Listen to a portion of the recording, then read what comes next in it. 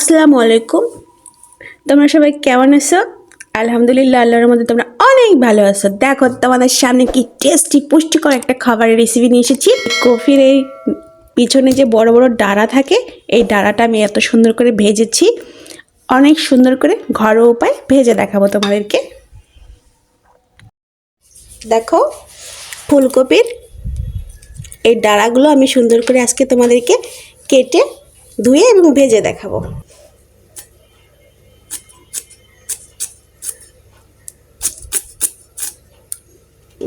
এই নরম নরম ডাঁড়াগুলো শুধু নিয়ে নিব, কারণ এগুলো যখন প্রথম ফুলকপি শীতের দিন বাড়াবে তখন নরম নরম ডাঁড়া থাকে, তারপর পুরাতন হয়ে গেলে তখন এগুলো শক্ত হয়ে যায়, তখন ভালো লাগে না।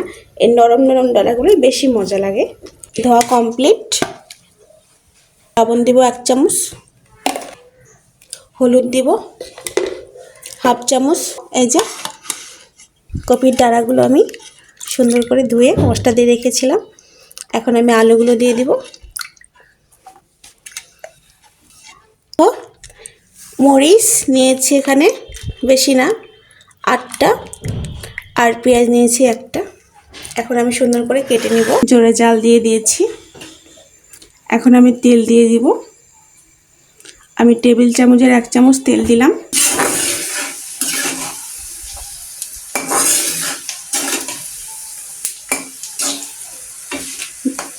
অলরেডি ভাজা হয়ে গেছে। এখন আমি কপির ডাঁড়া আলুগুলো দিয়ে দিব।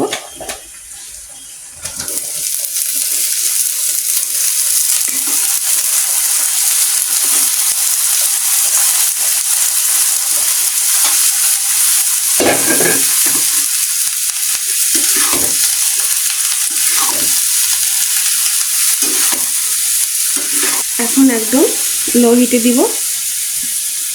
কপির ডাঁড়া আলুটা যেন সিদ্ধ হয়ে যায়, ঢেকে দিলাম। সিদ্ধ না হওয়া পর্যন্ত এইভাবে ঢেকে রাখবো। অলরেডি কপির ডাঁড়াটা সিদ্ধ হয়ে গেছে, আর এটা নতুন আলু, সিদ্ধ হয়ে গেছে।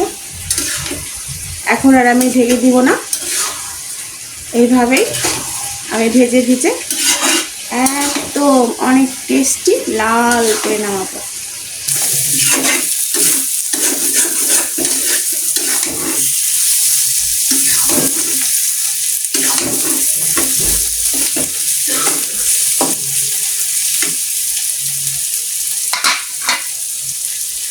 একটু পরে আবার নেড়ে দিব।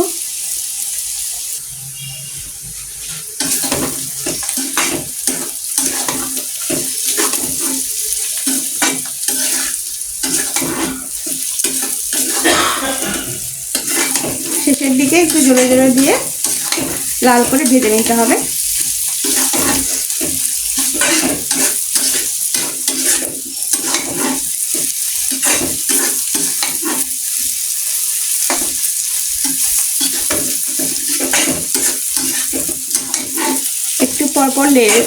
একটু পর পরে নেড়ে দিলে হবে।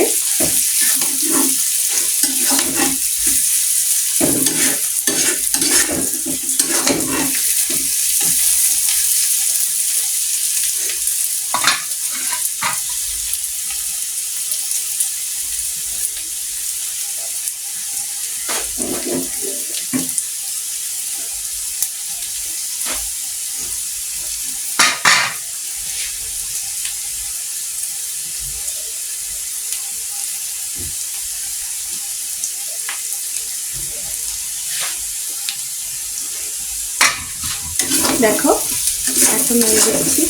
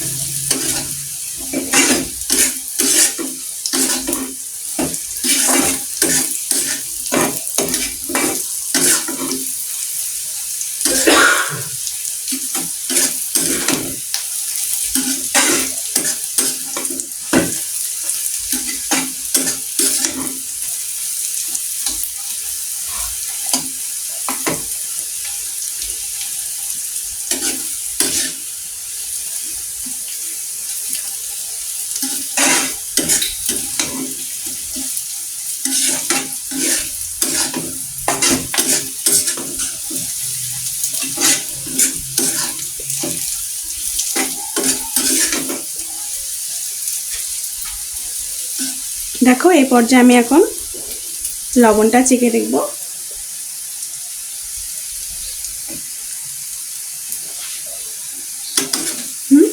লবণ একবারে পারফেক্ট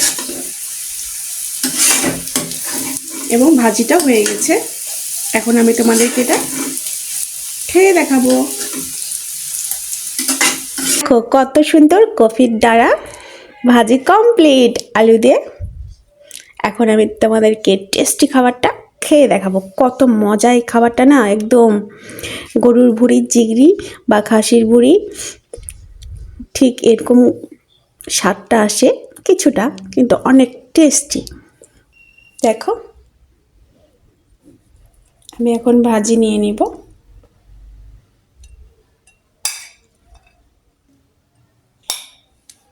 খাবো কত মজা করে, অনেক টেস্ট, অনেক, যা বলার মতো না। তোমার খেয়ে পাগলে হয়ে যাবা, এত মজা এই কপির ডাঁড়া ভাজি।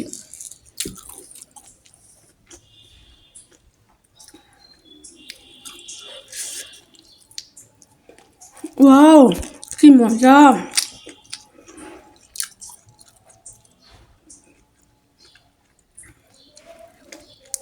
কপির ডাঁড়া হলে আমার আর কিচ্ছু লাগে না, অনেক মজা লাগে খেতে।